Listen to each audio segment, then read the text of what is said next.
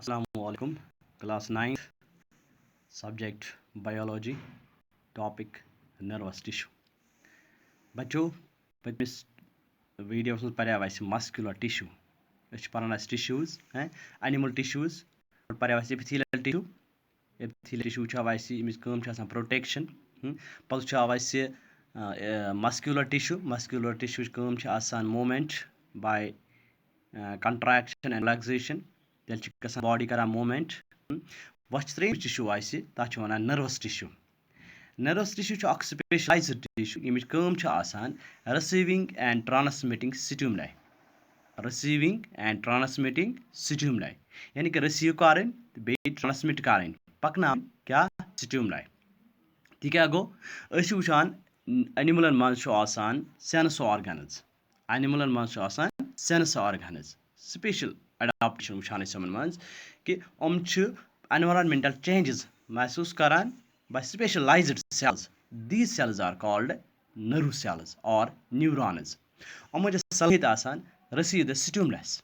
Receive the stimulus. यानी कि stimulus करें receive.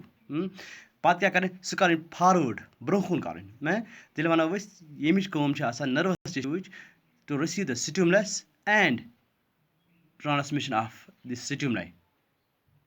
ये किस कन काम करान अस वुचान गड stimulus क्या गो. What do you mean by stimulus? Anything that causes a living organism to react. Anything that causes a living organism to react. That is called a stimuli. Kant so action yim sait ak organism di response. That is called a stimuli. Maslan one stimulus के मुख्तलिफ किस्म हंद sound, light, sound light water chemicals मुख्तलिफ किस्म हंद stimulus. यथ ak organism ak animal आज दिवान response. Masan बवान sound. Sound ak stimulus. Suppose ak इंसान पकान अमिस पतिन करान कह इंसान क्रेक आवाज दिवान. यह आवाज क्या आवाज ak stimulus अमिस निश वातान in the form of sound. यह sound सलहित आसान अमि सातन कनन तानित यानी कि sound words कनन तानित. अतन क्या गई अम कर vibrate अमि सुन ear drum. यानी कि साउंड आव फोर्स बनित यह गो अम कनन मज एंटर अति नसन कर वाइब्रेट अम कनन मज स्ट्रक्चर आसान तथ वनान ईयर ड्रम. यह गो वाइब्रेट अम साउंड सत अत गई वो जनरेट अत गई वो प्रोड्यूस करंट करंट पकान सिर्फ नमो न्यूरॉन्सो मज अत इलेक्ट्रोकेमिकल करंट यह पकान यमो न्यूरोन्सो मज यमो न्यूरॉन्सो मज गसान ब्रेनस निश ब्रेन अति नसन अत एनालाइज करान यह साउंड क्या आई क्या इन्फॉर्मेशन पे एनिमल दिवान अत वापस यह इंसान दिवान अत वापस पे रेस्पॉन्स जवाब दिवान आवाज गो अस वनो अम दित पन वापस यह जवाब ये और यह साउंड आई यह साउंड बने स्टिमुलस यह साउंड बने स्टिमुलस अम पे इंसान अत वापस जवाब दित यह बनो रेस्पॉन्स यह बनो रेस्पॉन्स यानी कि स्टिमुलस तो रेस्पॉन्स यह दोनों सलहियत आसान सिर्फ न्यूरॉन नर्व सेल्स न्यूरॉनन यह सलहियत to receive the stimulus and to show the response. ठीक यह कत सलहियत न्यूरॉन्स यम न्यूरॉन्स बनावन टिश्यू तथ वनो नर्वस टिश्यू तो तेल वनो एनिमलन मज ब्या टिश्यू तथ वन नर्वस टिश्यू. यह नर्वस टिश्यू बनियामुत न्यूरॉन्सन हुंद या नर्व सेल्सन हुंद.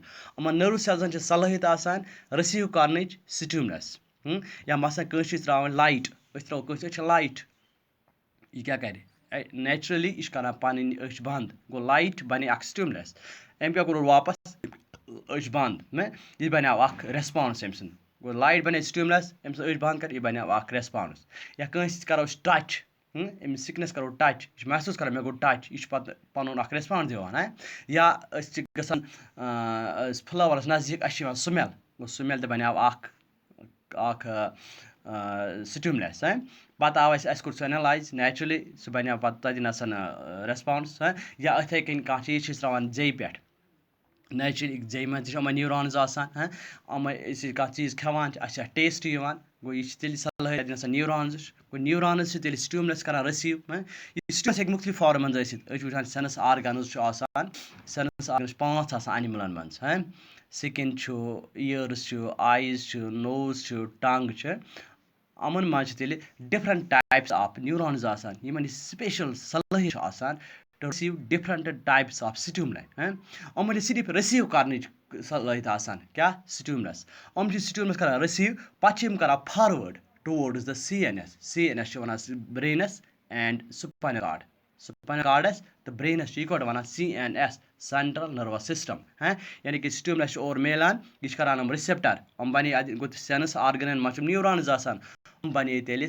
यमन वो तेल रिसेप्टर्स यम रिसीव करान ओनली क्या करान रिसीव स्टिमुलस यम पत करान फॉरवर्ड कितन ब्रोह कितन पकान in the form of current कई मज पकान अमे न्यूरॉन मज पकान यह करंट अत वन इलेक्ट्रोकेमिकल करंट यम सात यह मैसेज पुक यह पुज मैसेज यह पुज इनफॉर्मेशन यह पुज न्यूरॉन मज information in the form of electrochemical current अत वो अम सात नर्व इम्पल्स यम सात न्यूरॉन मज यह मैसेज पकान अत वन इम्पल्स यह पकान in the form of electrochemical current ठीक यह गसान towards the CNS brain and spinal cord अतन गसान एनालाइज क्या इनफॉर्मेशन और क्या आई अत योर वापस रेस्पॉन्स यह वापस ऑर्डर कड़ान यह बी पकान इन न्यूरॉन्स मज पे एक्शन गसान पे मोमेंट क्या सह गो तम पे रेस्पॉन्स गो तेल वो स्टिमुलस रिसीव कर बी पे रेस्पॉन्स हावन यह सलाहियत यमन न्यूरॉन्स यह वो मे स्टिमुलस क्या गई यह सलाहियत stimulus means anything that causes a living organism to react यह सलाहियत रिसीव कर सिर्फ यमन न्यूरॉन्स यमन न्यूरॉन्स हूँ तेल पर स्ट्रक्चर नर्वस टिश्यू अत यह सलाहियत to receive the stimulus and to show the response तेल वन आज नर्वस टिश्यू बनियामन नर्व सेल्सन हूँ यमन नर्व सेल्सन हूँ स्ट्रक्चर पार यह किस नर्व सेल्स वुचान longest cell is the nerve cell अमिच लेंथ अबाउट 1 मीटर अमिक स्ट्रक्चर परो यह नर्वस टिश्यू क्या nervous tissue the nervous tissue which contains densely packed nerve cells called neurons यह नर्वस टिश्यू तेल बनियामत कमन हुंद न्यूरॉन्सन हुंद densely packed is present in the brain, spinal cord and sense organs. Neurons कतन present brainस मज spinal cords मज sense organ मज. The neurons are specialized for conduction of nerve impulses. Go neurons specialized कम खतर conduction कर पकनावन nerve impulses in both the directions from the sense organs towards the CNS or from CNS towards the sense organs.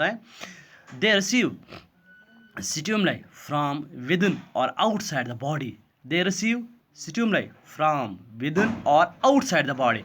Yemen दोनों सलाहियत आसान पन्ने outside environment मज मतलब वनकस खड़ा आसान पे माहौलस मज कह चेंज नेचुरली यह गि रिसीव और वुचान इंटरनली बॉडी मज मैसेज कर कह ऑर्गन यह one in the form of stimulus यह कर यमन न्यूरॉन्स रिसीव सोजान पन्ने जाए the body and conduct impulses signals which travel from one neuron to another neuron. Pat क्या गो ब्रोह कन न्यूरॉन यमिस सलाहियत टू रिसीव द स्टिमुलस सह सोजान पतमिस पे सोजान ब्रोहिम पे इथे पकन पकन इथे कन वातान अकिस CNS नश गो तेल वो यमन सलाहियत neurons to receive the stimuli. They receive stimuli from within or outside the body अंदर तो नेबर तो रिसीव कर and conduct impulses which travel from one neuron to another neuron. यानी कि गोट न्यूरॉन पे ब्या इथे कन मज मैसेज पकान दैट इज कॉल्ड इम्पल्स यह कोर मे ओतान अंडरस्टैंड अम पत each neuron is composed of the following 3 types. अगर इस न्यूरॉन्स गो स्ट्रक्चर वो स्ट्रक्चर अत टाइप्स अत 3 पार्ट आसान गो अत पे कन ब्रांचड स्ट्रक्चर पे दिस इज कॉल्ड साइटॉन या वनो सोमा या वनो सेल बॉडी अत 3 नाव वन साइटॉन सेल बॉडी और सोमा अत साइटॉनस स्ट्रक्चर वुचान वन डेंड्राइट्स यह branched structure Yemen one dendrites Yemen dendrites असली सलाहियत टू रिसीव द स्टिमुलस यानी कि स्टिमुलस मिलान सह मिलान यमन डेंड्राइट्सन सोजान स्टिमुलस टुवर्ड्स द सोमा बोन कुन सोजान towards the cell body cell body पे यह स्टिमुलस पकान ब्रोह कुन ये बोन टेल स्ट्रक्चर ये एक्शन या एक्सॉन ते वनतोस एक्शन एक्शन पे वातान बोन कन एंडस पे मन टर्मिनल ब्रांचेस यह स्ट्रक्चर नर्व सेल पे कन गोडनेथ डेंड्राइट्स डेंड्रस मन बोन कन साइटॉन साइटॉनस बराबर यो सेल अत न्यूक्लियस अत मन सेल ऑर्गेनलीज अत मन स्पेशल स्ट्रक्चर्स मसलन तम निसल ग्रेन्यूल्स निसल ग्रेन्यूल्स वन तमन इथे कन ब्या तमन neurofibrils nucleus Nissl's granules neurofibrils so पी न्यूक्लियस पर्म फंक्शनस पर्म निसल्स ग्रैन्यूल्स फंक्शनस तिहज excretory or nutritive function Nissl's granules are either nutritive or excretory in function इथे कन नीरो फाइब्रिल्स ये हेल्प कर conduction of neurofilaments help in the transmission of nerve impulses to and from the cell body am pat action munch pat ye impulse pakan ye message pakan towards the next neuron yani ki god kurs receive ye message ya uno stimulus ka receive dendrites so cytons kun cyton pat vasi bone kun action munch vaat terminal branches pet vaat pat biggest neurons man तथन बेक neuron dendrites इथे कन arrange कर dendrites cyton पे axon पे terminal branches गो मकल neuron अम पे नेक्स्ट न्यूरॉन स्टार्ट तमिक डेंड्राइट्स ये सत अटैच तुम डायरेक्ट टच कर बल्कि तम दरमियान गैप यानी टर्मिनल ब्रांचेस तो हम डेंड्राइट्स इथे कनेक्ट कर तार वाटान तार लाइन वाटान वठान तम ये तम तरीके वठित कह ये डेंड्राइट टर्मिनल ब्रांचेस अक न्यूरॉन तो बेच डेंड्राइट्स तुम सत मगर मन थोड़ा गैप टच कह अम मज फ्लूड अतन स्नैप्स यानी कि न्यूरॉन रलान अतन स्नैप्स गो वो तेल अमिक स्ट्रक्चर गौर सान वो डेंड्राइट्स साइटॉन न्यूक्लियस नबर कन साइटोप्लाज्म यस वो तेल यह खास नाम मे वन ओतर मस्कुलर टिश्यूस मन मसल सेल्स तम किस यथ सेल मेम्ब्रेनस वन सर्कोलीमा इथे कन वन तम किस साइटोप्लाज्म सर्कोप्लाज्म यम किस वो तेल नीरोप्लाज्म यम किस मेम्ब्रेन अत न्यूरोलीमा अम पे वुचान साइटॉन यह साइटॉनस मंजबाग सिलेंड्रिकल स्ट्रक्चर बोन कुन वसान दिस इज कॉल्ड एक्शन यानी कि साइटॉन पे सेंटरस वुचान central axis this is called एक्शनस वुचान एक्शन जरूरी वुचान क्या सेंटरस पकान एक्सिस दिस इज कॉल्ड एक्शनस मज यह साइटोप्लाज्म अत वो नीरोप्लाज्म या वो एक्सोप्लाज्म क्या वनकस एक्शनस मन अत वो एक्सोप्लाज्म अम पे नबर कन मेम्ब्रेन अत वो न्यूरोलीमा अगर कह न्यूरॉन ये तमन नबर कन मेडुलरी शीथ कह तुम युत यानी कि सेंट्रल एक्सिस अम मज यह एक्सोप्लाज्म बे न्यूरोलीमा तमन नॉन मेडुलेटेड नर्व फाइबर्स कह यम टाइपिक ये सेंट्रल एक्सिस अम नबर कन ब्या शीथ कवरिंग अत वन मेडुलरी शीथ अम नबर कन पे न्यूरोलीमा ये मेडुलरी शीथ क्या अम मज ट्रांसमिशन ऑफ इम्पल्स यानी कि कंडक्शन इमीडिएटली यह कर हेल्प प्रॉपरली पकान अम मज फास्ट पकान अम मज यह इम्पल्स मसेज पकान कम मज मेडुलरी शीथ गो तेल दो किस्म का एक्शन कह विदाउट मेडुलरी शीथ तो कह medullary sheath one medullary sheath myelinated neuron Yemen यह कह तमन नॉन माइलिनेटेड तमन जायन मसलन वुचान ब्रेन पे नर्व्स नेरान तमन क्रेनियल नर्व्स तमन मन नमे न्यूरॉन्स या स्पाइनल कार्ड पे नर्व्स नेरान तमन नमे न्यूरॉन्स पे इंटरनल ऑर्गनन मज नर्व्स तमन ऑटोनॉमिक नर्व तमन नॉन माइलिनेटेड यानी कि तमन मेडुलरी शीथ कह गो यह अमिक स्ट्रक्चर बह पर्व अमिक स्ट्रक्चर गो गो वो डेंड्राइट्स पे कन पे साइटॉन पे न्यूक्लियस बराबर सेल हिंद पे अत साइटोप्लाज्म नबर कन अत साइटोप्लाज्म मज अमकिस निसल्स ग्रैन्यूल्स बे नीरो फाइब्रिल अम बन tail structure cylindrical structure that is called एक्शनस नबर कन मेडुलरी शीथ नबर कन पे न्यूरोलीमा न्यूरोलीमा से वुचान न्यूक्लियस यन वन sheath nuclei or nuclei of Schwann cells. Nuclei of Schwann cells. Aman kaam kya asan? They are concerned with the formation of neurulima. Endus pe wuchan branches structure. This is called terminal branches.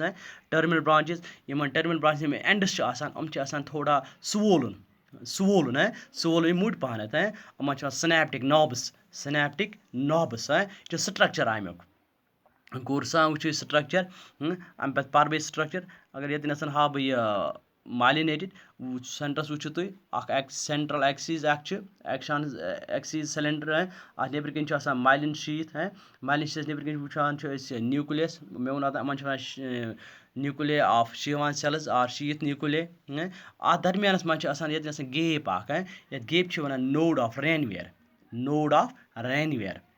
of Ranvier यह क्या यमन nerve सेलन nutrients जरूरत nutrients receive अप enter गसान लिम्फस lymph blood fluid tissue connective tissue यम transport of materials इथे कन ब्याख सान बॉडी में टिश्यू तथ वन लिम्फ तथ मज फूड ट्रांसपोर्ट गसान सह डिफ्यूज एंटर गसान अत साइट अत एक्शनस मन यानी कि जाय इंटरप्ट्स ब्रेक गोमुत myelin sheath यह डीप न्यूरली अतन लिम्फ ग एंटर ये points one node of Ranvier अत नोड ऑफ रेनवियरस मज डिफ्यूज ग लिम्फ लिम्फस मज न्यूट्रंट्स गो यह गो माइलिनेटेड न्यूरॉन अदि वो नॉन माइलिनेटेड तुझ अम तरीके कह myelin sheath की it is without myelin sheath यह इन autonomous nervous system तो इन CNS अम पे पढ़ो